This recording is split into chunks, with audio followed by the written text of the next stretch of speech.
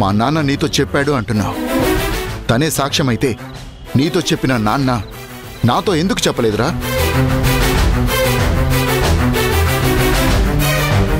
ఇమ్మీడియట్గా చెప్పలేదు సరే, ఆయనకు తెలియడానికి టైం పట్టొచ్చు సరే, ఆయన కన్ఫర్మ్ అయిన తర్వాత అయినా మోసం చేసిన వాళ్ళని, గొంతు మార్చిన వాళ్ళని నా ముందు నిలబెట్టేవారు కదా.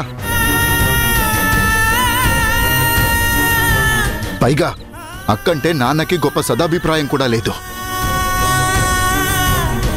అలాంటి ఆయన ఆ విషయాన్ని నా దగ్గర ఎందుకు దాస్తారు? అప్పుడు దాస్తే దాచాడు. దాచినవాడు ఇల్లు వదిలిపోవాల్సిన అవసరం ఏమొచ్చిందిరా?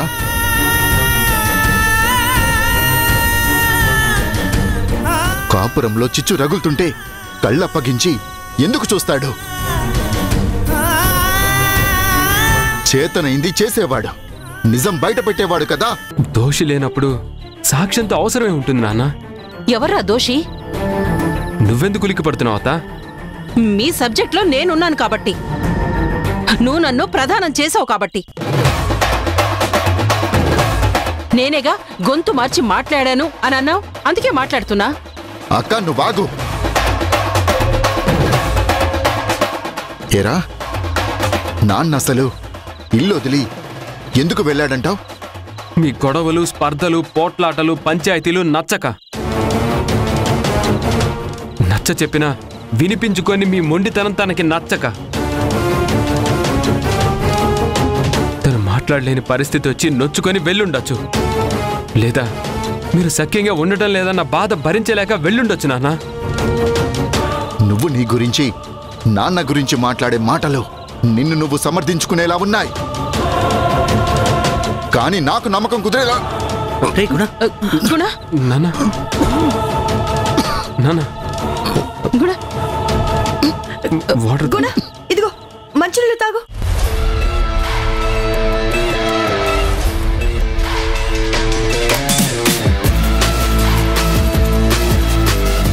గుణ, అసలే బాధలో ఉన్నాం. ఇప్పుడు ఈ ప్రశ్నలు, సమాధానాలు, క్వశ్చనియర్స్, ఆర్గ్యుమెంట్స్ అవసరమా?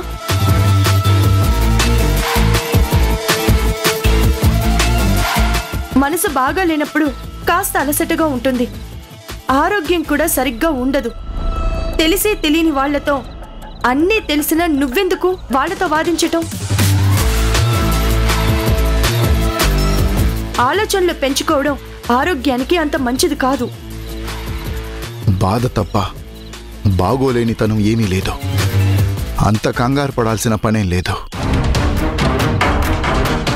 చూడు తరుణ్, మా గతం గురించి, స్పర్ధల గురించి, కారణాల గురించిన చర్చ కాస్త పక్కన పెట్టి నేను నీతో మరో విషయం మాట్లాడాలనుకుంటున్నాను. మరో విషయం?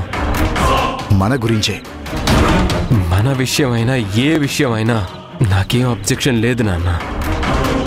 అయినా మన గురించి మాట్లాడుకోవాల్సింది ఏముంది? నేను నా లైఫ్లో అన్నింటికంటే ఫస్ట్ ఇంపార్టెన్స్, ప్రిఫరెన్స్ ఇచ్చేది నీకే.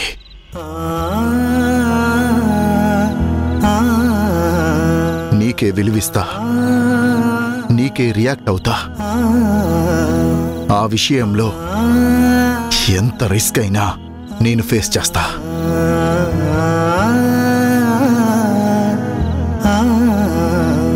వైజాగ్లో నేనెంత బిజీగా ఉండేవాణ్ణో, నా పొజిషన్ ఏంటో నీకు తెలుసు కదా.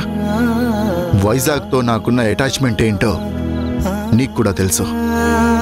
అయినా నీకోసమే అన్ని ప్రయోజనాలు వదులుకొని హైదరాబాద్ వచ్చాను కదరా.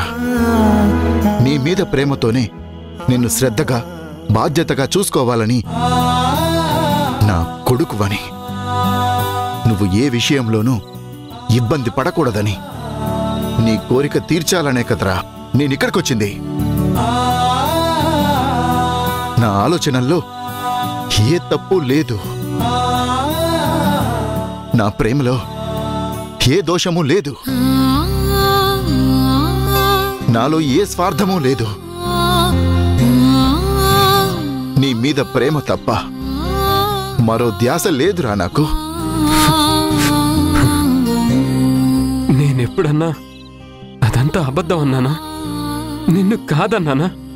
కాదనలేదురా. కానీ నన్ను కాదనుకున్నా, నేను వద్దనుకున్నా కొన్ని కాని పనులు చేశావు కదా. అసలు నా దగ్గర దాయాలి, నన్ను మోసం చెయ్యాలి అని నీకెందుకు ఆలోచన వచ్చిందిరా? నన్ను మోసం చేయడానికి నీకు మనసెలా వచ్చిందిరా? నా ప్రేమ తెలిసి నాకు దడిచావా? అలా దడిస్తే నా ప్రేమకు అర్థమేముందిరా? నాన్నని కదా, మర్చిపోయావా? అయినా నువ్వే ఒకప్పుడు అన్నావు, మన మధ్య దాపరికాలు ఉండకూడదు, ఓపెన్ గా బుక్ రాసుకుందామని.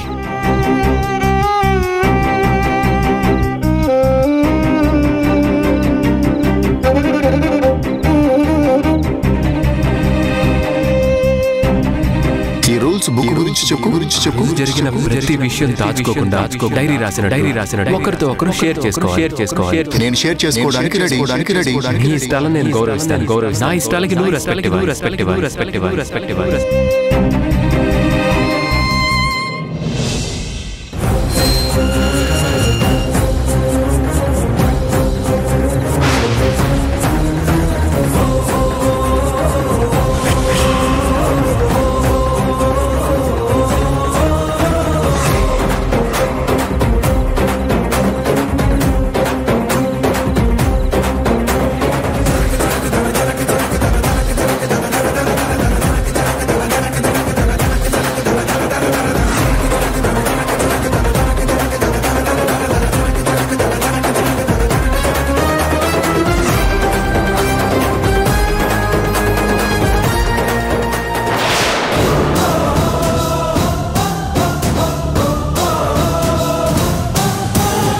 ఎక్కడికే వస్తున్నావు? మా నాన్నని అన్నయ్యని చూడ్డానికి, మాట్లాడడానికి. ఎవరివే నువ్వు? ఎవరే నీకు నాన్న, ఎవరే నీకు అన్నయ్య? నీకు ఆ వరుస ఉన్న వాళ్ళెవరూ ఈ ఇంట్లో లేరు. వచ్చిందారనే వెనక్కి తిరిగి వెళ్ళు. లేరని నువ్వు అంటే సరిపోతుందా? అసలు నన్ను ఆపడానికి నువ్వెవరు? ఇది నా తమ్ముడిల్లే. నన్నెవరు అని ప్రశ్నించటానికి నువ్వెవరు? నీకు తమ్ముడిల్లు అయితే కావచ్చు, కానీ నాకు ఇది అన్న ఇల్లు. అలాగే ఇది మా నాన్నిల్లు. ఇది నా పుట్టినిల్లు. నేనే ఇంటి ఆడబిడ్డనత్తా. ఏయ్, అత్త దుత్త అని వరుసలు కలిపావంటే పళ్ళు రాలుతాయి, జాగ్రత్త. అడ్డమైన వాళ్లకు, అడ్రస్ లేని వాళ్లకు నేనెలా అత్త అవుతానే? అడ్డగోలుగా మాట్లాడుకు. ఎంతవరకు ఉండాలో అంతవరకు ఉండు. ఎంతవరకు మాట్లాడాలో అంతవరకే మాట్లాడు. మితి మీరి మాట్లాడితే మర్యాద దక్కదు. ఏయ్, అదే నేను అంటున్నానే. ముక్కు మొహం తెలియని దానికి నీకు మర్యాద ఏంటి? ఎక్కడుండాల్సిన వాళ్ళు అక్కడే ఉండాలి. ఇక్కడికెందుకే ఎగేసుకొనొచ్చావు? మర్యాద అంటే తెలియని నీ మొహానికి మర్యాద ఏంటి? మర్యాదగా వెనక్కి తిరుగు. నన్ను తిరిగి పంపించే ప్రయత్నం చేస్తే పెద్ద చిన్న అని కూడా చూడను. ఏం చేస్తావే? ఏం చేస్తావు? రెచ్చగొట్టుకు. బాధపడాల్సి వస్తుంది. తప్పుకో. నన్నే తప్పుకొని గద్దిస్తున్నావా? నన్ను కాదని అడుగు ముందుకు వేస్తే మెడపట్టి బయటికి గెంటాల్సి వస్తుంది. ఆ పరిస్థితి వస్తే ఆ పని నేను చేయగలను. తప్పుకో, పక్కకు జరుగు. నువ్వు లోపలికి రావటానికి వీల్లేదు. నీ తల్లి అడుగు పెట్టే ఈ ఇల్లు అల్లకల్లోలం చేసింది. నువ్వు వల్లకాడు చేయడానికి వచ్చావా? నీ పాదం లోపల పడితే ఈ ఇల్లు అపవిత్రం అయిపోతుంది. వెళ్ళు, వెళ్ళవే అవతలకి. వెళ్ళ.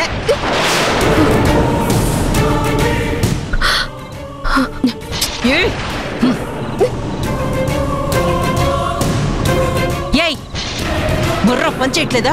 చెప్తే నీకు అర్థం కావట్లేదా? పావతలకి.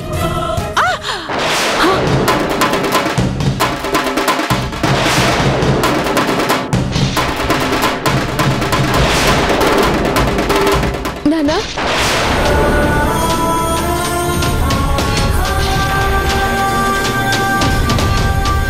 నానా,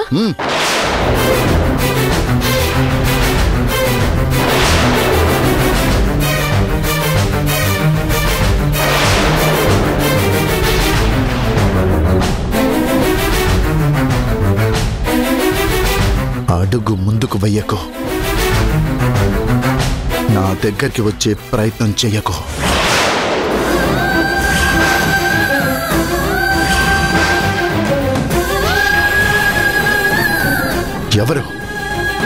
ఎవరు నీకు నాన్న? నన్ను నాన్న అని పిలిచే అర్హత నీకెక్కడిది?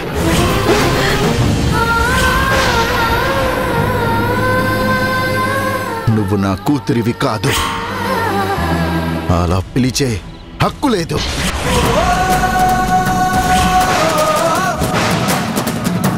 నా దగ్గరికి రావద్దు.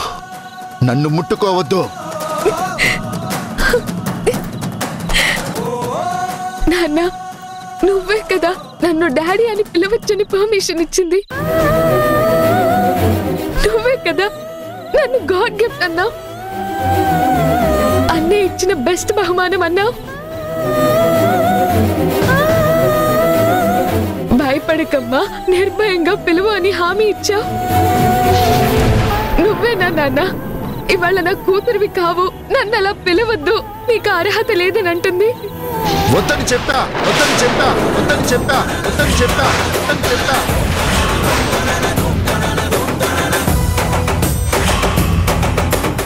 మళ్ళీ నాన్న అని నన్ను అనకు.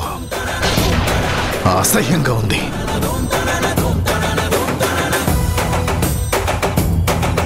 మీరెవరో తెలియనప్పుడు, మీ గురించి నిజం తెలియని రోజు, బ్యాక్గ్రౌండ్ తెలియకుండా ఆడపిల్లవని, తండ్రి ప్రేమకు మొహం వాచున్నావని అప్పుడు అన్న మాట నిజమే. కానీ నీ జననం గురించి తెలిసిన తరువాత నా అభిమానం ఆ పిలుపుని అసహ్యించుకుంటుంది.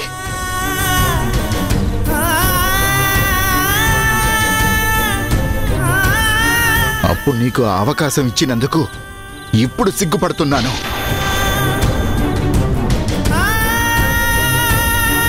ఆ పిలుపు అప్పనంగా వచ్చేది కాదు, అనుబంధంతో సంపాదించుకోవాల్సింది. ఎవరి పిల్లలకో ఆ పిలుపు నేను దానం చేయదలుచుకోలేదు.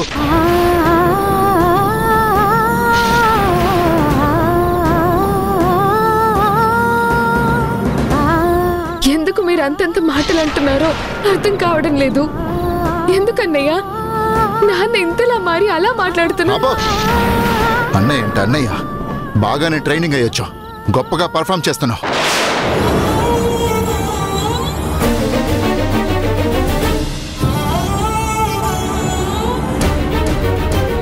ముందు వాడితో ఫ్రెండ్షిప్ అన్నావు, ఆ తర్వాత వరుస కలిపా. ఎమోషనల్ ప్లే, రిలేషన్షిప్ డ్రామా అల్లి వాణ్ణి మౌల్డ్ చేసుకొని చెల్లిగా చేరావు. నాకు దగ్గర అవ్వడానికి రూట్ క్లియర్ చేసుకున్నావు. వరసలు కలిపి పిలుపులు సొంతం చేసుకున్నావు.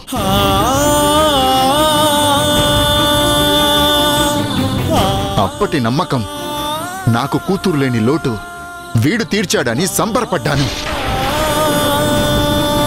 ఆ సంతోషంలోనే నీ పిలుపుకి పర్మిషన్ ఇచ్చాను. తరుణ్తో సమానంగా బిడ్డలాగా చూశాను. కూతురనుకునే ఎమోషన్, రిలేషన్షిప్ మెయింటైన్ చేశా.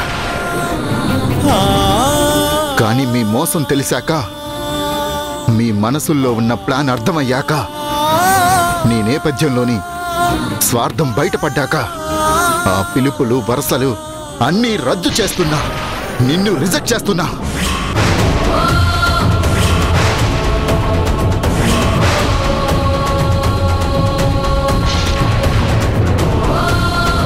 అలా అనుకు నాన్న, మాకే స్వార్థం లేదు. నాటకాలు, నటనలు, డ్రామాలు ఏం లేవు నాన్న.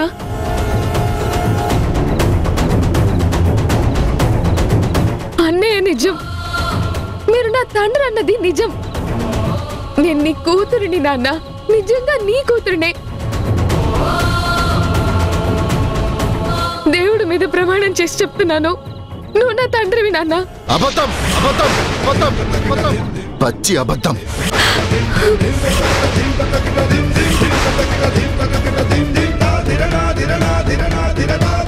మీ అబద్ధాలకి దేవుణ్ణి సాక్ష్యం చెయ్యొద్దు. దేవుడి మీద ప్రమాణాలు చెయ్యొద్దు. ఏ సరసానికి నువ్వు కూతురి వరుస అవుతావో మీ అమ్మని అడుగు.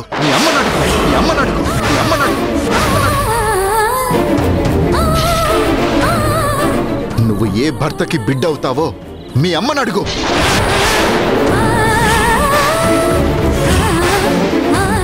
అసలు నీకు మీ నాన్నెవరో తెలుసా? మీ అమ్మ నీతో ఎప్పుడైనా నీకు చెప్పిందా?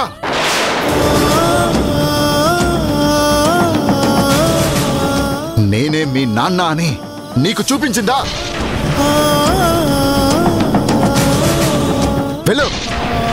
వెళ్ళి ఆవిని నిలది. నిజం తెలుసుకో.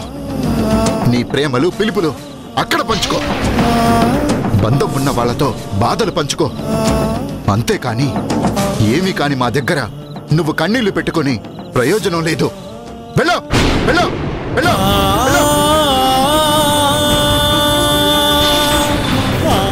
తప్పు నాన్న, చాలా తప్పుగా మాట్లాడుతున్నావు. నిందలు నమ్మి నిజాలని అబద్ధాలుగా భావిస్తున్నావు.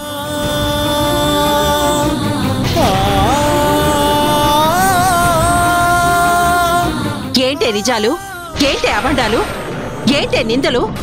నా తమ్ముడు చెప్పింది కరెక్ట్, 100% కరెక్ట్.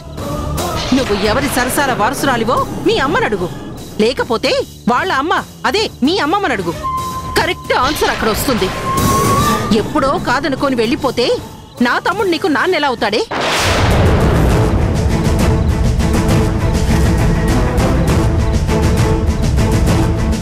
వాడు అడిగినట్టుగానే అసలు నీ తండ్రి ఎవరో నీకు తెలుసా? మీ అమ్మ చెప్పిందా, చూపించిందా? నువ్వు ఎవరి రక్తం పంచుకు పుట్టావో మీ అమ్మ చెప్తుంది. వెళ్ళు.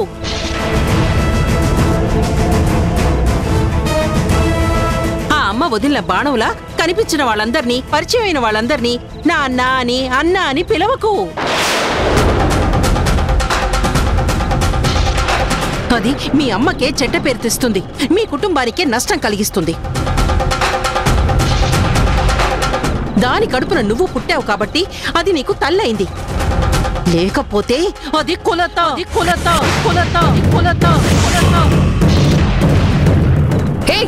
మాట జారేవంటే మర్యాద దారేవంటే మర్యాద దారేవంటే మర్యాద దారేవంటే మర్యాద దారేవంటే మర్యాద దారేవంటే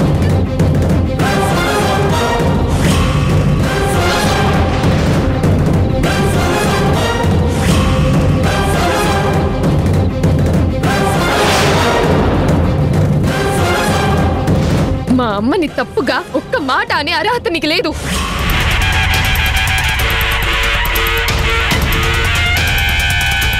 మా అమ్మ గుణగణాలు విమర్శించే స్థాయి నీకు లేదు.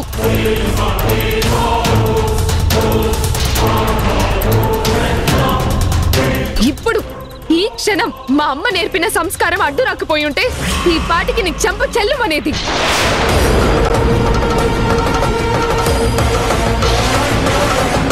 సాటి ఆడదాని గురించి ఇంత నీచంగా మాట్లాడడానికి నీకు నోరెలా వస్తుంది?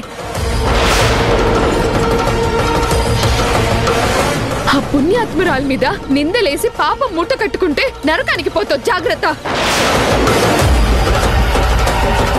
మాట మీరడం జారడం నీకే కాదు నాకు వచ్చు. నీకు నేను ఎన్ని పేర్లు పెట్టైనా పిలవచ్చు. నీ అంత హీనంగా నీచంగా దిగజారేదాన్ని కాదు. కాస్త మాట్లాడే ముందు వెనక ముందు ఆలోచించాలి. ఏంటే ఏంటే నన్నే అంతంత మాట్లాడతావా? ఎంత ధైర్యమే నీకు?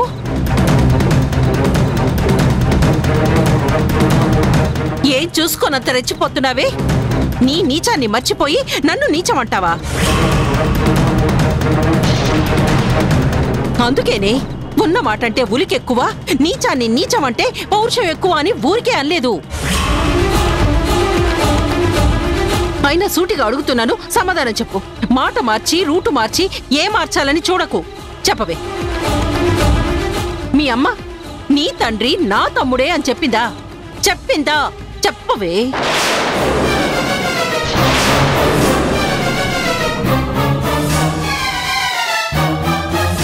వీడి ఫోటో చూపించిందా? పేరెత్తిందా? నా తమ్ముడే నీ తండ్రి అని తనకు తానుగా చెప్పిందా? అత్త ఆపుతావా? కాస్త ఆపుతావా? నువ్వు తప్పుగా మాట్లాడి అవతల వాళ్ళని తప్పు అని వేలెత్తి చూపించుకో. రేయ్, నన్ను ఆపడం కాదురా, నన్ను తప్పు పట్టడం కాదురా. ఇప్పటిదాకా ఇది నోటికొచ్చినట్టు మాట్లాడితే దాన్ని వద్దని చెప్పడం మానేసి నా మీద రంకెలేస్తావేంట్రా? చెప్పమన్రా. మీ నాన్న అడిగిన ప్రశ్నకి నేను అడిగిన ప్రశ్నకి సూటిగా దాన్ని సమాధానం చెప్పమను.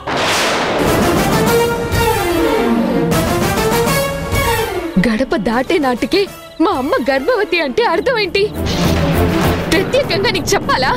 నీ తమ్ముడికి చెప్పాలా? అవన్నీ కట్టుకథలు. కాదనుకుని వెళ్ళటానికి కారణాలు ఏవైనా, విభేదాలు ఎన్నొచ్చినా, విడిపోయినా కడుపు పండగానే కట్టుకున్న వాడికి చెప్పుకుంటుందే ఏ ఆడదైనా. అలా చెప్పలేదంటే తప్పు చేసిందనే కదా.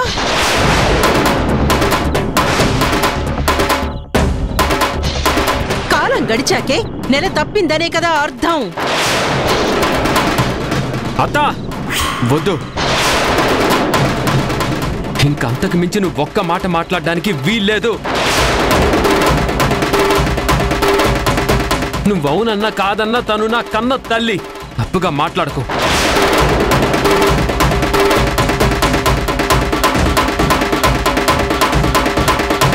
ఏ తల్లి తన బిడ్డల తండ్రి గురించి అబద్ధం చెప్పదు. కుసంస్కారం ఉన్న నీలాంటి వాళ్ళు తప్ప. సంస్కారం ఉన్న నీలాంటి వాళ్ళు తప్ప. సంస్కారం ఉన్న నీలాంటి వాళ్ళు తప్ప. సంస్కారం ఉన్న నీలాంటి వాళ్ళు. మధు గదిలో ఉందా లేదా? లేదు. మధుని ఎలాగైనా కలవాలి. అది ఒంటరిగా ఇంటికి వెళ్ళలేదు.